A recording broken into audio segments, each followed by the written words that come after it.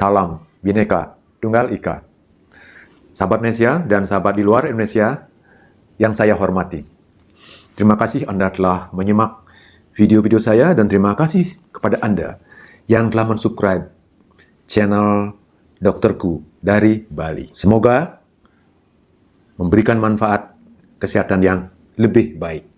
Bagaimana kita menanggulangi penyakit kejang demam pada anak? Apa yang harus kita lakukan bila anak kita mengalami kejang demam? Tentu ilmu ini sangat bermanfaat, khususnya yang saat ini ibu-ibu memiliki anak yang berusia 6 bulan sampai 5 tahun. Jadi ilmu ini, sahabatku, tidak harus hanya diketahui oleh ibu-ibu yang punya anak 6 bulan sampai 5 tahun yang saya katakan tadi. Tidak. Semua orang, Anda pun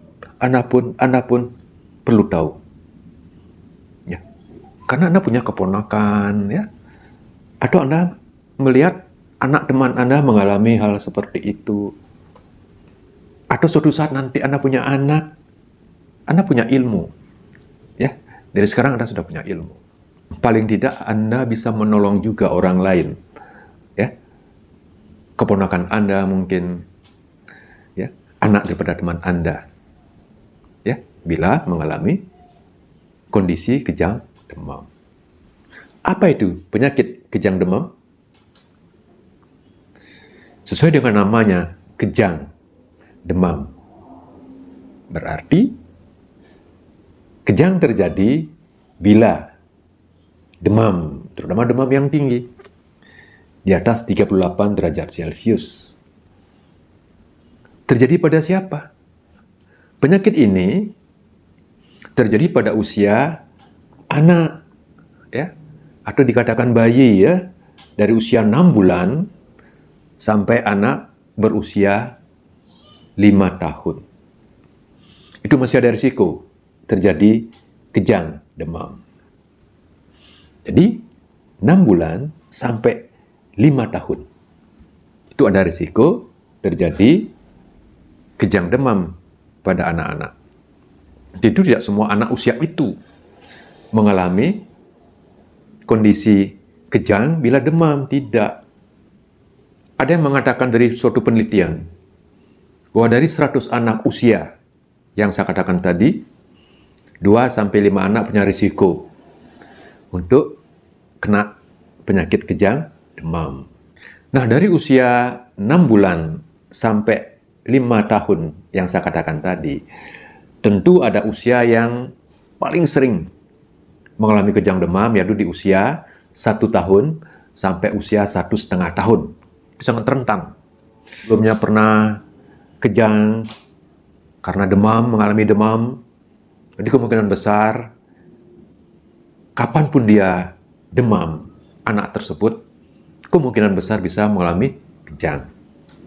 Bisa berulang lagi semasa usia berisiko, yaitu tentunya usia berisiko 6 bulan sampai 5 tahun. Tapi yang terbanyak, ya, terjadi pada usia 1 tahun sampai usia 1,5 tahun. Itu paling rentan, paling banyak kejadiannya. Jadi kalau sudah sebelumnya pernah anak Bapak Ibu sekalian yang mengalami seperti itu, tentu waspada.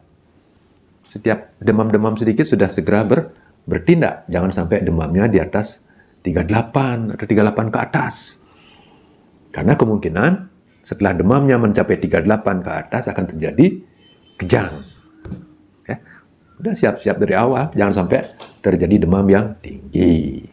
Antisipasi lebih awal. Nah, apa yang harus dilakukan?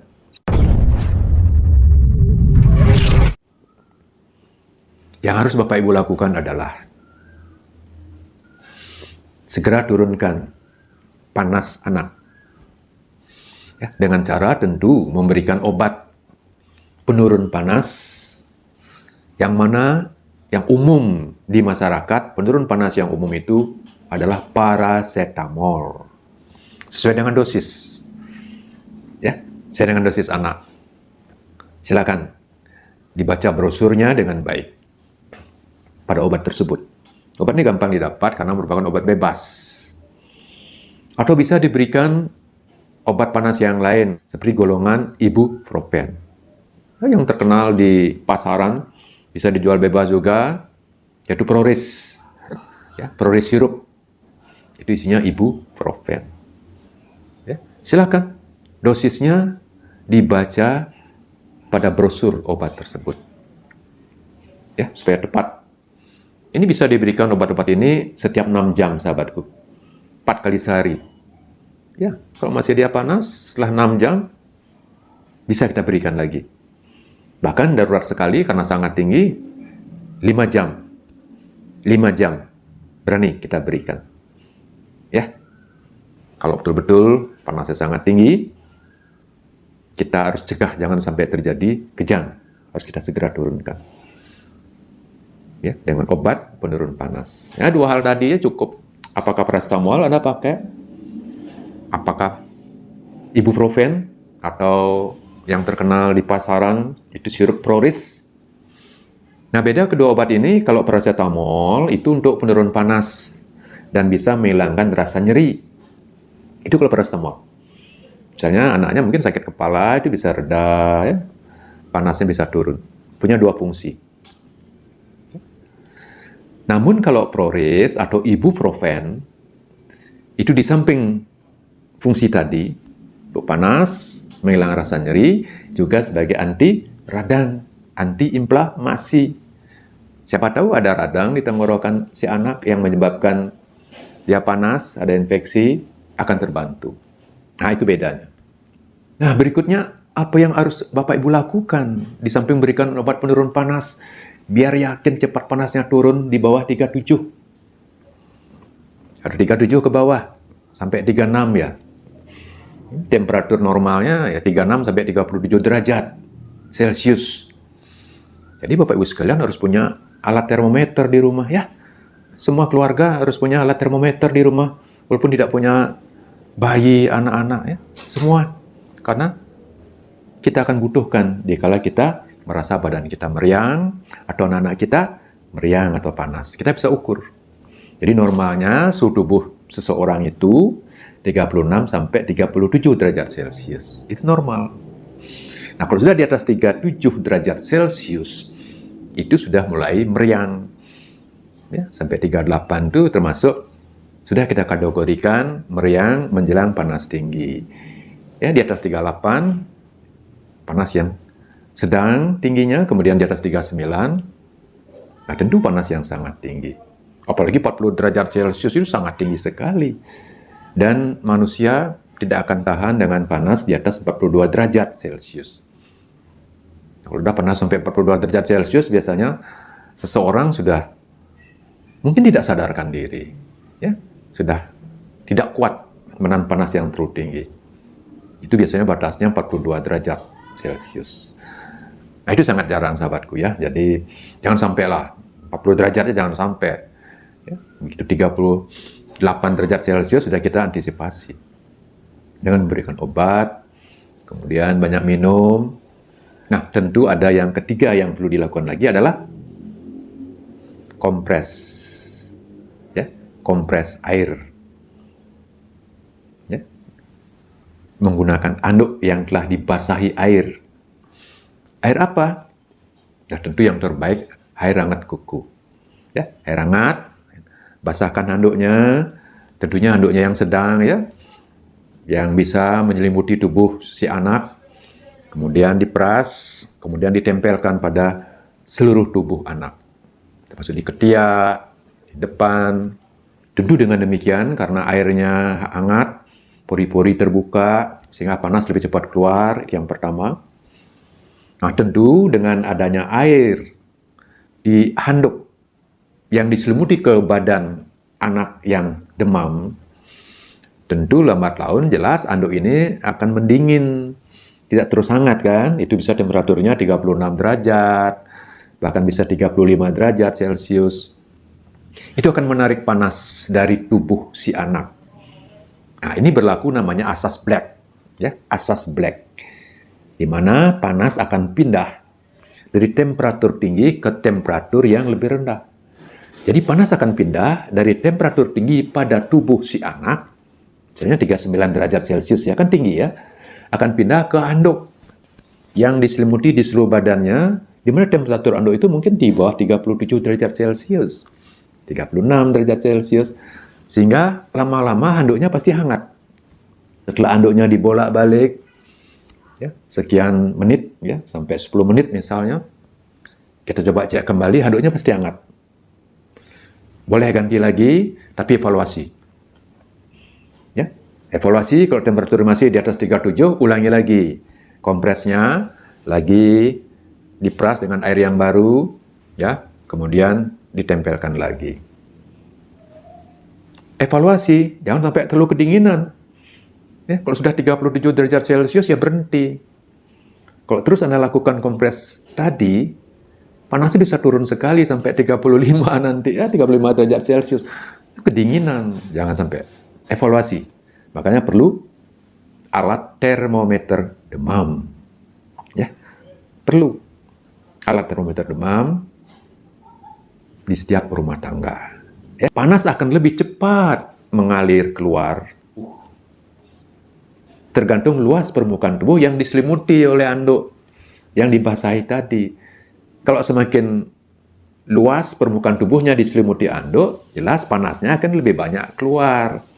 Tapi kalau hanya sedikit saja, di ketiak saja misalnya, atau di dahinya saja, dikasihkan handuk, ya kapan panasnya hilang? Jadi perpindahan panas hanya sedikit. Nah, makanya dilakukan di seluruh permukaan tubuh, ya, termasuk di ketiak, di punggung, di dada, di perut. Selanjutnya dievaluasi temperaturnya, ya. Kalau sudah 37 atau 36, 37 derajat, selesai kompresnya, ya. Cepat. Kalau ada kompres cepat panasnya turun.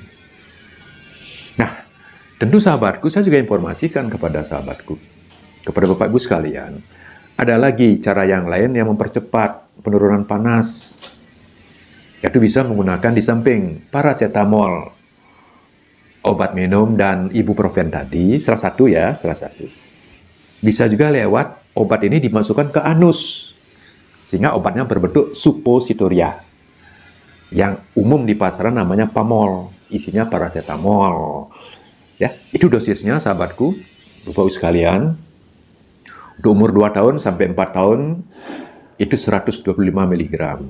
Nah, dosis untuk anak-anak 4 tahun sampai 8 tahun, atau dalam hal ini yang sering kejang itu sampai 5 tahun, ya, bahkan ada sampai 6 tahun, itu dosisnya adalah 250 mg. Ya, yang dimasukkan lewat anus, itu mungkin akan lebih cepat terjadi penurunan panas. Nah, tentu kalau panasnya sangat tinggi, Anda baru tahu, Anda kepingin hasil yang cepat, Anda punya paracetamol atau pamol suppositoria, silakan Anda berikan itu dulu. Kemudian segera kompres dengan kompres yang saya katakan tadi. Ya, dengan kompres anduk basah tadi. Ya, mungkin dengan 2 medo ini panas sudah akan segera turun. Dan ingat evaluasi. Arus panasnya semakin turun. 36 sampai 37 derajat Celcius. Tentu di sini Anda kombinasi bisa. Misalnya Anda kasih Proris, nggak turun-turun. Ya, Anda bisa tambahkan pamol, paracetamol lewat anus. Obatnya kan berbeda, tidak masalah. Obatnya berbeda, minumnya dikasih Proris, ternyata masih, ya, panasnya sangat tinggi, Anda bisa bantu. Kalau Anda punya paracetamol yang diberikan lewat anus, silakan. Terus Anda kompres. Evaluasi panasnya supaya turun menjadi 36 sampai 37 derajat Celcius. Boleh. Ya. Tapi dengan 2 metode tadi, obat minum atau obat dari bawah saja plus kompres biasanya sudah cukup. Tapi Anda tetap evaluasi dengan baik. Tambah minum. Ya, tambah minum. Yang cukup berikan pada anak. Itu akan segera menurunkan panasnya. Tentu dalam memberikan kompres dengan handuk tadi, ya, buka bajunya semua. Ya, sehingga kalau baju sudah dibuka semua, itu akan lebih cepat juga panasnya akan keluar. Nah, itu tadi kita lakukan jangan sampai terjadi kejang dengan segera menurunkan panas daripada si anak. Nah, bagaimana kalau terjadi kejang? Simaklah di video selanjutnya, yaitu video nomor 143.